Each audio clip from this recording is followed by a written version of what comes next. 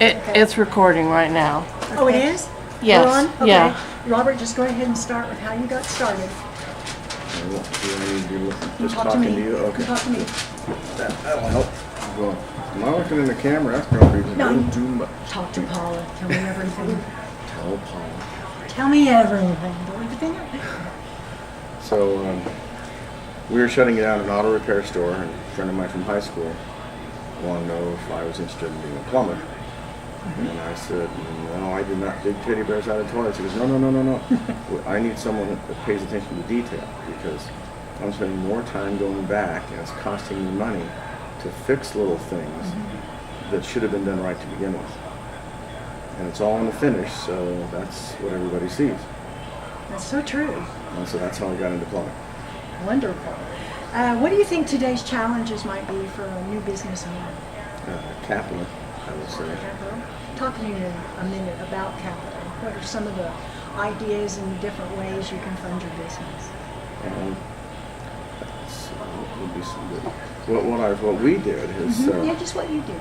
we had a good amount of money to start with, and not a lot. But we also realized that our business, so many people get involved in business, and then they go, well, Sally has to go to ballet practice. Can you take her at 2? Well, no, my business hours are from 9 to 5. Well, but you're not working for anybody. Well, no, but I'm running a business, and those are my hours. And a lot of times you get family conflict because people don't think anything about the fact that you're out there trying to earn a living, and Sure. in many cases a better living. So that's one of the first things I think that has to be clarified Sure. if there's a relationship involved. Is your business seasonal? Do you have high and low times of cash flow? Not as much as we used to. Okay.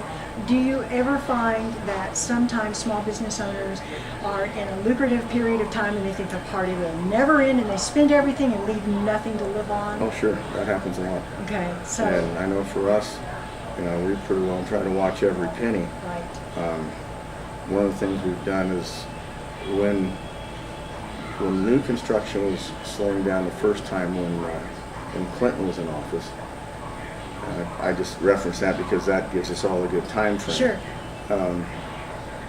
I was going, gosh, what are we going to do if we're not doing new construction? And I went up to see what other plumbing companies were paying. I said, well, that's not enough to live on. And I said, what are we going to do? And I opened the book for one of the water heaters. It said, I get your own meter out. And I told Shar, we're going to learn how to work on these because most plumbers don't know how to spell them, let alone know what one looks like. So if we can focus on working on water heaters, as I get older, I don't have to do a lot of heavy work. As we get better at doing water heaters, we're getting more referrals, and we've done training with most of the manufacturers, which is something they offer. And of course, then it's an advantage to them. They go, oh, he's been here. We know he knows what to do. And that ended up being what we branched into for our focus. And that way, you didn't have the constant fluctuation of up and down seasons. And you had a strategy. Yes. And you adapted. Uh-huh. And that brings me to a point I was getting ready to ask you about. What are some of the skills about being an entrepreneur? Besides being able to do the work, I would say adaptability. Yeah, you've got to be able to adapt. You've got to either focus on your strong points or make some. Makes them stronger. Because basically, Shar said it today. She said, there's one I've got to go look at. I says, at the factory, they must think you know everything because this is one that the guy said you were recommended. We want you to go out and look at it. And I said, I can't get there till Friday. And Shar calls him and he goes, that's fine. That's why people do business with you. Yes. They've learned your competitive advantage would be your dependability and definitely your expertise and attention to detail. And the ability to think a little outside the box. You can't always go by what is written in the manual. That's right. Because especially in this day and age, you've got all these attorneys out there. And that's another issue if you're in business. You're going to deal with some attorneys somewhere. So, the factory says, well, you can do this and this and this. But if you really know what you're doing, you can do a little of this and this to adjust something, and it's all going to work. But they can't tell you to do that. Right. Legally regulated. Because- Exactly. When you're hiring employees, what do you look for in the people you hire? We've tried it a couple times and decided we don't like babysitting. I shared with you, my father had a heating unit, and Dad was he wanted to just stay small. And for exactly why you're saying, he would have to go back and redo, Yes. and he paid them to do it, and then he had to redo it. So you intentionally have stayed just very small. Yeah. And like I said, we've tried it. My oldest son thinks he wants to try to work with me now, which I look back to, I wish he'd have done it 15 years ago. Yes. But at least he's wanting to do it now. And I think that he has potential. I think an issue that people face today in business is, I can't remember who did the survey, but they asked most millennials, if you couldn't do your social media while you were at work, what would you do? I said, I quit. I quit. And I'm going, wait a minute. You're earning a living. When I was working for someone, you were there 8 to 5. You could call somebody on a lunch break or a morning or afternoon break, but they were paying you for that time. And they expect you to produce for that time. And that's a total turnaround today. It is different. They are motivated more by job fulfillment and some other, which is why you've made the ultimate decision. You just work what you can do. Sure, pretty much. Do you consider yourself a leader? Even though you don't have any employees, you're a leader in your industry. Well, I consider myself a leader. We've done a lot of interpersonal training, just because you either growing or you're done. That's And right. that's mentally, that's in business. I don't care what you're doing. There's no, there's not much just sitting on the water and coasting. It doesn't happen. We always joke the only thing constant is change, That's true. That's very true. and that's what you deal with. Do you write written strategies or a written business plan, or you keep it in your head? We did originally, because when you go down for a trade name, especially with a partnership, you've got to have some sort of plan in order to get the trade name. Okay. In my, how would you say it? In my knowledge, I was raised by an entrepreneur. He kind of did the same thing. The company he worked for was getting rid of the department that he ran. And he wanted to keep doing it, but he knew he couldn't really afford it, so he went out and found one of his customers to help him invest in getting started.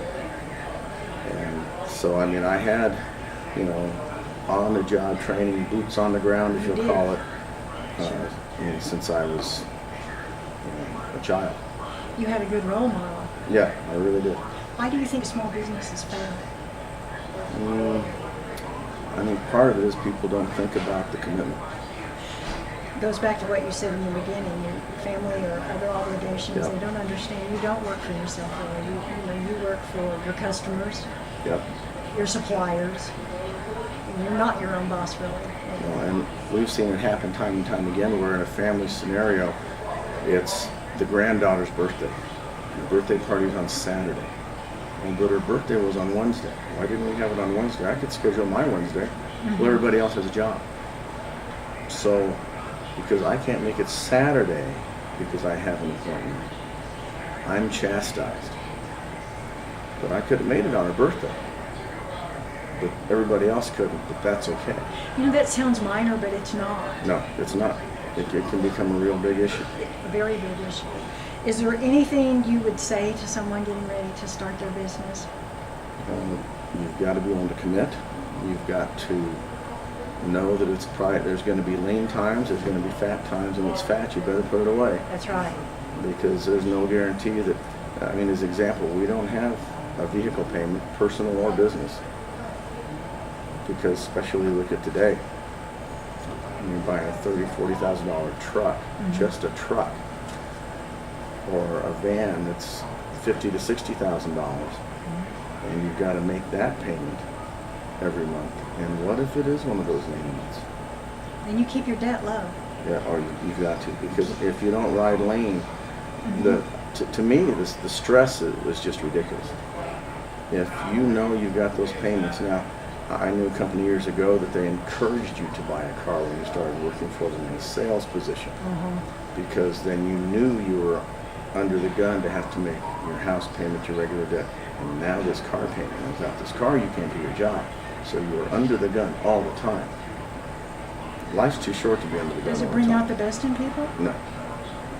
No. No, it never does. People either cut corners or they let their emotions take over. There's just a lot of things that if you got that stress, My father was very much the same kind of man and business owner. He was debt-free, he ran debt-free, and he believed in paying cash, saving, paying cash, making do with what you have, Sure. and save for what you want. And then you are in a position to where you can make solid business decisions without all of the emotions, That's without all correct, the yeah. stress of the need or your family counting on you for things. So, Robert, thank you so much for sharing. sure. Being an entrepreneur is rewarding. It's a lot of hard work, and for people going into their own business, I'm glad that you shared with them some of the realities. Well, it's good too. I mean, in my case with Shar, and you can bring her on here in a minute or however you want to do that, but let's take doing the warranty work for water heaters. Okay? We talked to about a dozen different people that have tried it. Oh, they never pay. They never. Well, I'm going, well, how can they be in business if they don't pay Right. for you to do their warranty work? There's a component missing in they're not paying.